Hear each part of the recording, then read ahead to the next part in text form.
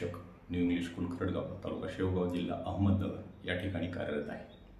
तुमच्याकडे उत्तम चित्रकला असेल तर तुम्हाला त्यात उत्तम करिअर करता येऊ शकतं।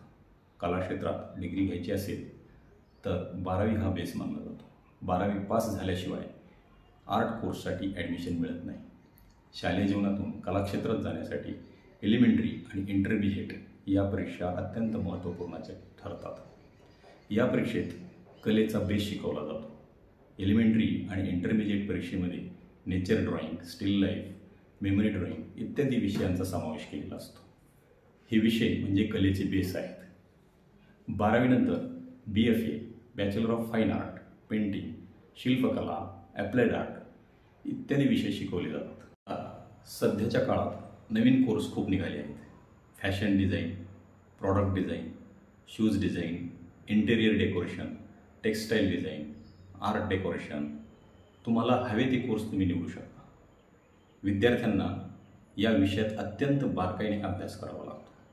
त्यांच्या अंतर्मनातून त्यांना काय वाटते, कुठल्या फील्डमध्ये गेल्यानंतर आपल्याला जमेल व त्यामध्ये आपण यश मिळवू शकतो याचा अगोदर विचार केला गेला पाहिजे।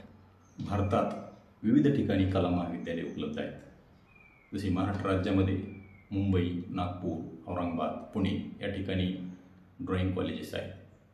विद्यार्थ्यांमध्ये उत्तम निरीक्षण शक्ती, आकलन शक्ती, एकाग्रचित्तता आणि अपार कल्पनाशक्ती ही कला क्षेत्रात अत्यंत गरजेची आहे। तुमच्यामध्ये कलेविषयी ओढ, जिज्ञासा, कल्पनाशक्ती हवीच। फाईन आर्ट्ससारखी पदवी ही विद्यार्थ्यांना खूप चांगल्या संधी देऊन जात असते।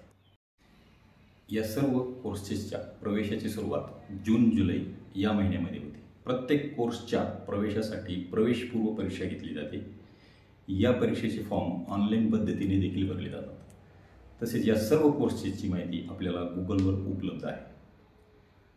Under graduated common entrance exam for design म्हणजेच UCD ही परीक्षा मुंबई, दिल्ली, गुवाहाटी, हैदराबाद, जबलपूर या महाविद्यालयात घेतली जाते। कला क्षेत्रात प्रोफेशनल आर्टिस्ट म्हणून देखील तुम्ही काम करू शकता। ज्यांना या क्षेत्रामध्ये आवड आहे त्यांनी या क्षेत्राबद्दल नक्की विचार करा। तुम्ही यामध्ये निश्चितच यशस्वी व्हाल असे मला वाटते। धन्यवाद।